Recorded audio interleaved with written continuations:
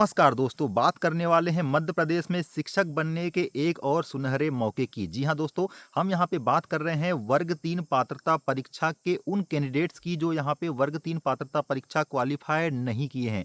जी हाँ दोस्तों, चाहे 2018 की परीक्षा हो या 2023 की पात्रता परीक्षा हो, अगर यहाँ पे कैंडिडेट्स के द्वारा क्वालिफाई नहीं किया गया है और ऐसे कैंडिडेट जो इन दोनों परीक्षाओं में अपीयर नहीं हुए हैं, उनके लिए ईएसबी के द्वारा एक बहुत ही सुनहरा अवसर अब यहाँ पे दिया गया है। आपकी जो पात्रता परीक्षा है आगामी अपकमिंग होने वाली, वो अगस्त 2026 में मेंशन कर दी गई है और उस पात्रता परीक्षा के बाद आपकी जो चयन परीक्षा होना है वो भी लगभग 4 से 5 माह के बाद यानी कि जनवरी 2027 में होने की संभावना बन जाती है। तो ऐसी स्थिति में जब ये सुनहरा अवसर आपके सामने आ गया है, तो कैसे इस पात्रता परीक्षा और साथ में पात्रता परीक्षा की तैयारी के दौरान ही चयन परीक्षा की तैयारी की जाए, जिससे कि आपके सिलेक्शन के यहाँ पे चांस बने। दोस्तों, इस वीडियो को स्किप करने से पहले आप इस बात को जरूर जान लीजिए कि ये जो अब यहाँ पे पात्रता परीक्षा होने वाली है और इसके बाद डेफिनेटली आपकी चयन परीक्षा भी 5 से 6 महीने के अंतराल में जो हो जाएगी। इसके बाद आपका चुनाव 2028 में आने वाला है। उसके बाद कब आपको शिक्षक बनने का यहाँ पे मौका मिलेगा, इसको लेकर के किसी भी प्रकार की कोई गारंटी नहीं दी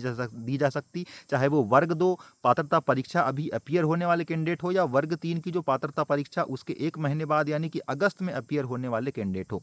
तो ऐसी स्थिति में किस प्रकार से रणनीति बना करके आपको तैयारी करना चाहिए, अभी से क्या आपकी स्ट्रेटेजी होना चाहिए, क्योंकि तैयारी दोस्तों हमेशा जीत के लिए की जाती है। पात्रता परीक्षा की तैयारी नहीं की जाती है, पात्रता परीक्षा के साथ साथ चयन परीक्षा की तैयारी की जाती है। पात्रता परीक्षा केवल क्वालिफाइंग नेचर का होता है, लेकिन सबसे बड़ी गलती यहाँ पे अभ्यर्थियों की जो होती है वो क्वालिफाइंग नेचर का समझ करके ही तैयारी करने की होती है। जी हाँ दोस्तों, अगर आप यहाँ पे क्वालिफाई करने के उद्देश्य से तैयारी करेंगे तो डेफिनेटली आप यहाँ पे डिस्क्वालीफाई हो जाएंगे। जैसे कि इसके पहले की जितनी भी परीक्षाएं आपने देखा होगा, जो 2 परीक्षाएं हुई है उसमें अभ्यर्थियों के अधिकतम मात्रा में फेल होने का रीज़न यहाँ पे यही था कि पात्रता परीक्षा को पात्रता परीक्षा समझ के ही तैयारी की जा रही थी। केवल क्वालिफाइंग नेचर का समझ के तैयारी की जा रही थी, जिससे कि बाउंड्री में भी नंबर लाने से वो वंचित रह गए थे, क्योंकि ईएसबी ने अपने स्टैंडर्ड को अभी यहाँ पे कुछ प्रीवियस ईयर में बहुत ही ज़्यादा तरीके से मेंटेन किया है। कुछ स्टैंडर्ड लेवल के प्रश्न पूछे जा रहे हैं, जिससे कि वे अभ्यर्थी जिनके ज्ञान की या जो फाउंडेशन की कमी है ज्ञान में, वो अभ्यर्थी अब यहाँ पे बाहर हो जा रहे हैं। तो आपको किस प्रकार से तैयारी करना चाहिए, तैयारी को किस प्रकार से अभी धीरे धीरे शुरू कर देना चाहिए, क्योंकि तैयारी आप एकाएक नहीं कर सकते। हर चीज़ को हैबिट में लाने के लिए आपको समय लगता है। तो उसके रिकॉर्डिंग मैं आपको यहाँ पे बता देना चाहता हूँ कि अगर वर्ग 3 पात्रता परीक्षा की आप तैयारी कर रहे हैं, और एक बात बता दूं दोस्तों कि अभी यहाँ पे जो 87,000 कैंडिडेट वर्ग 3 की जो चयन परीक्षा थी उसमें अपीयर हुए थे, ये इसमें से लगभग 7,000 के आसपास ही अभ्यर्थी अभी यहाँ पे चयनित होने वाले हैं। बिल्कुल फिर से यहाँ पे जो 80,000 कैंडिडेट है वो चयन से वंचित रह जाएंगे। और जैसे आप पात्रता परीक्षा क्वालिफाई करेंगे तो पहले से जो क्वालिफाइड कैंडिडेट है उनसे भी आपको सामना करना पड़ेगा, इसलिए अब तगड़ी तैयारी करने की यहाँ पे आवश्यकता बन जाती है। तो सबसे पहले तो तैयारी करने का सोच रहे हैं तो अपने फाउंडेशन को यहाँ पे मजबूत करना बहुत ज़्यादा अनिवार्य है। फाउंडेशन को मजबूत मजबूत करने के लिए आप क्या कर सकते हैं, तो इसके लिए आप यहाँ पे एनसीईआरटी की जो आपकी बुक्स आती है कक्षा तीसरी से लेकर के कक्षा 8वीं तक की, इसको पढ़ना बहुत ही ज़्यादा यहाँ पे अनिवार्य हो जाता है। अपने फाउंडेशन को मजबूत करें। अगर मैथ्स कमज़ोर है तो मैथ्स के बेसिक देखने का प्रयास कीजिए, ताकि आपको यहाँ पे आपके जो छोटी छोटी गलतियाँ आप एग्ज़ाम के दौरान करते हैं, आपके बेसिक कमज़ोर होने की वजह से उन गलतियों से आप बच सके।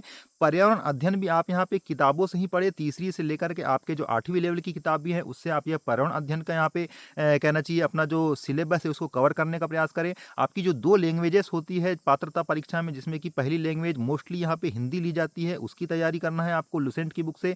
दूसरी जो आपकी लैंग्वेज है जिसमें आप इंग्लिश या संस्कृत को चूज़ करते हैं, उसके लिए भी आप यहाँ पे एनसीईआरटी की बुक को फॉलो कर सकते हैं। इसके अलावा आपका एक विषय और होता है दोस्तों, जो कि बाल विकास यानी कि पेडागाजी होता है, जिसमें कि बच्चों को किस प्रकार से पढ़ाया जाता है उस मनोविज्ञान की परीक्षा ली जाती है। तो उसके लिए आप डीएड या जो बीएड कर रहे हैं उसी डीएड या डीएलएड की जो आपकी कॉपी या किताब है उसके प्रश्नोत्तरी को देखें, समझने का प्रयास करें। और इसके अलावा किसी भी एक अच्छे पब्लिकेशन से आप अपने बेसिक्स को उसके बाद क्लियर करने का प्रयास करें। और समय समय पे इसके साथ ही आपको यहाँ पे मॉक टेस्ट देना भी अनिवार्य है दोस्तों। सबसे पहले बता दें कि आपको रीडिंग करना है यहाँ पे एनसीईआरटी की बुक को, तो किसी भी प्रकार से आपको यहाँ पे अपने नोट्स नहीं बनाना है, कम से कम 1 से 2 बार रीडिंग करना है। उसके बाद आपको तीसरी बार जब रीडिंग करेंगे, जब महसूस होने लगेगा कि ये चीज़ें जो है हमारे दिमाग में मतलब हम इसको कैरी नहीं कर पा रहे हैं, तो वैसी स्थिति में ही आपको यहाँ पे क्या करना है, उसके नोट्स बनाना है।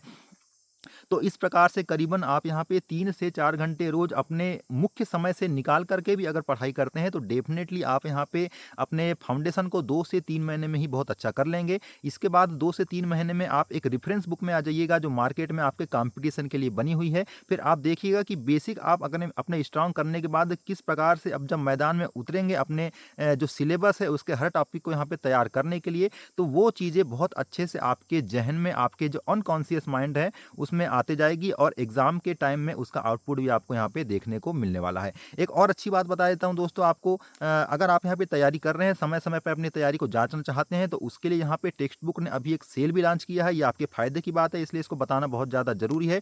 तो ये जो सेल चलने वाली है दोस्तों, आपकी 28 से लेकर के 31 दिसंबर के बीच चलने वाली है और इस सेल में पूरी तरह से ये पैसा वसूल सेल है। इस सेल में आपको क्या है कि पूरा साल भर का जो आपका एक्सेस है आपके टेक्स्ट बुक का, जिसमें कि आपके फ्री यहाँ पे जितने भी टेस्ट दिए हुए हैं, उसके अलावा आपका टॉपर्स के साथ एनालिसिस, आपके किस पोर्शन में आपकी कमी आ रही है, सभी चीज़ों को आप अच्छे से यहाँ पे देख सकते हैं। अनलिमिटेड टेस्ट आप यहाँ पे लगा सकते हैं। इसके अलावा टेस्ट के डाउट भी आप यहाँ पे क्लियर कर सकते हैं और ये सभी चीज़ें आपको मिल जाने वाली है मात्र ₹263 में। जी हाँ दोस्तों, 12% के डिस्काउंट के साथ आपको अगर ये चीज़ें मिल जाने वाली है, अगर आप ये जो कूपन कोड नीचे दिया हुआ है उसका यूज़ करते हैं तो इस अवसर का भी लाभ उठाना आपको बहुत ज़्यादा ज़रूरी है। याद रखिएगा डेट आपकी 28 से लेकर के 31 दिसंबर तक ये सेल चलेगी। उसके बाद फिर से हो सकता है कि ये अपने पुराने प्राइस में टेक्स्ट बुक वाले इसको कर दें, तो जल्दी से जल्दी इसका लाभ लें और साल भर ये एक्सेस होने वाला है। तो समय-समय पे आपकी तैयारी के पास-पास भी आपकी जो टेस्ट लगाने की जो संख्या है वो बढ़ जाएगी, तो वैसी स्थिति में आपको ये बहुत ये काम दे सकता है।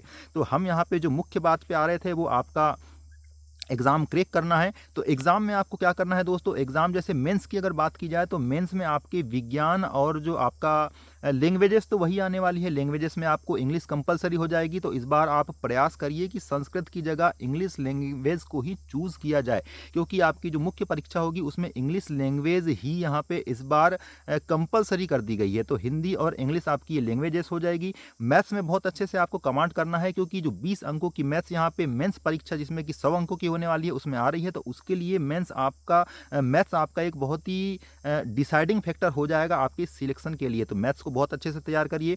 पर्यावरण अध्ययन के अंतर्गत विज्ञान के आपके जो पोर्शन है उसमें आपके फिजिक्स, केमिस्ट्री और बायोलॉजी ये तीनों आने वाली है, तो इसको भी अभी से आपको पढ़ते रहना है। बाल विकास दोस्तों इस बार नहीं आएगी, लेकिन बाल विकास आपको चूंकि प्री क्वालिफाई करने के लिए पढ़ना अनिवार्य होगा, तो डेफिनेटली उसको भी आप अच्छे से देखिएगा। इसके अलावा भी समय समय पर मैं आपके वीडियो के माध्यम से सजेस्ट करता रहूँगा कि आपको किस प्रकार की चीज़ें यहाँ पे एग्जाम में सिलेक्शन के लिए बहुत ज़्यादा अनिवार्य है। समय समय पे आपको गाइड करते रहेंगे। आगामी जो भी अपडेट है दोस्तों उसको भी देने का प्रयास करेंगे। तब तक के लिए नमस्कार।